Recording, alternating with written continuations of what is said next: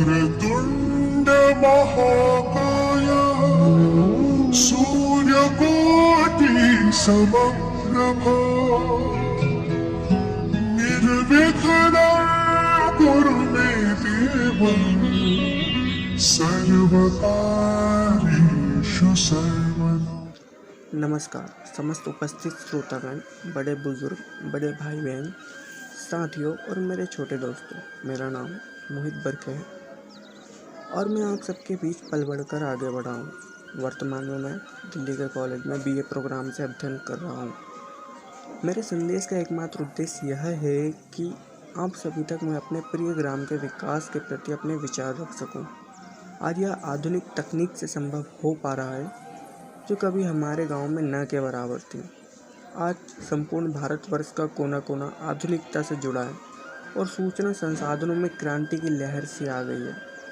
पल भर में विभिन्न बड़ी से बड़ी और छोटी से छोटी जानकारी हमारे पास चुटकी बजाते ही आ जाती है।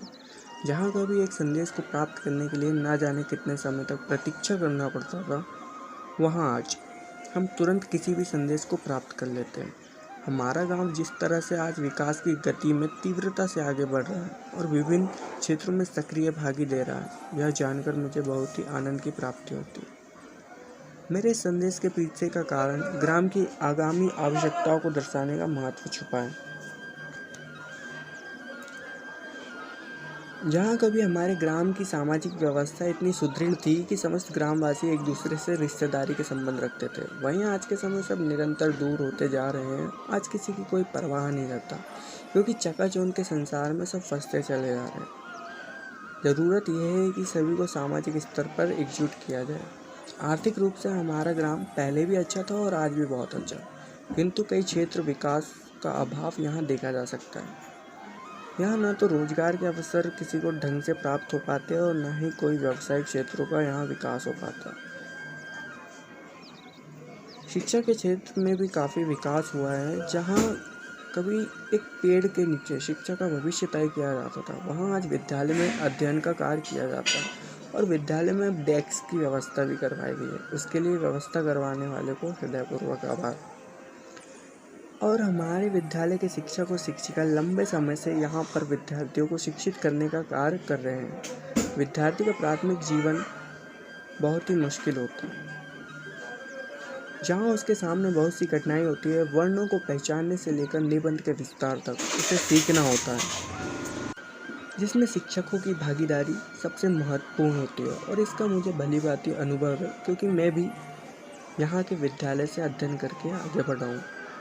विद्यालय में किए जाने वाले रंगारंग सांस्कृतिक कार्यक्रम जो ग्रामवासियों को एकजुट करने, उनको जागरूक करने और विद्यार्थियों को प्रोत्साहित करने के लिए 26 जनवरी पर आयोजित किए जाते थे, उन्हें कैसे भूला जा सकता है। वो एक यादगार लम्हे थे जो सभी के हृदय में बस चुके हैं।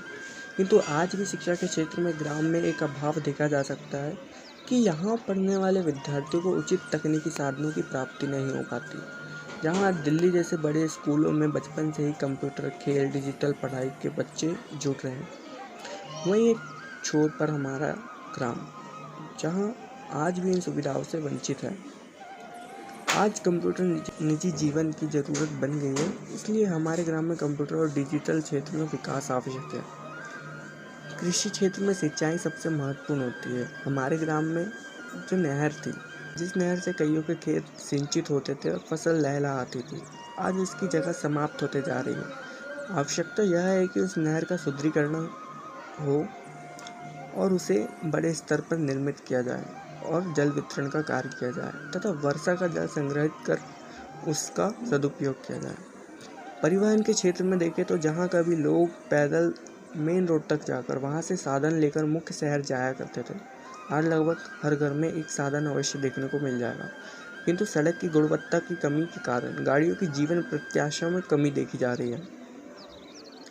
अच्छी बात तो यह सुनाई में आई है कि ग्राम की सड़क को पक्की सड़क में बदला जा रहा है, जो एक सराहनीय कार्य है। किंतु फिर भी यहाँ के कई लोग ऐसे भी हैं जिन्हें परिवहन का उपयोग करते नहीं आता। उन्हें मुख्य शहर तक जाने के लिए समस्या से गुजरना पड़ता है। इसलिए आवश्यकता यह है कि ग्राम में ऑटो या दैनिक परिवहन को चलाया जा सके, जिससे लोग शहर की ओर जा सकें। स्वास्थ्य के क्षेत्र में हमारे ग्राम में पहले से ही कमी देखी जा रही है।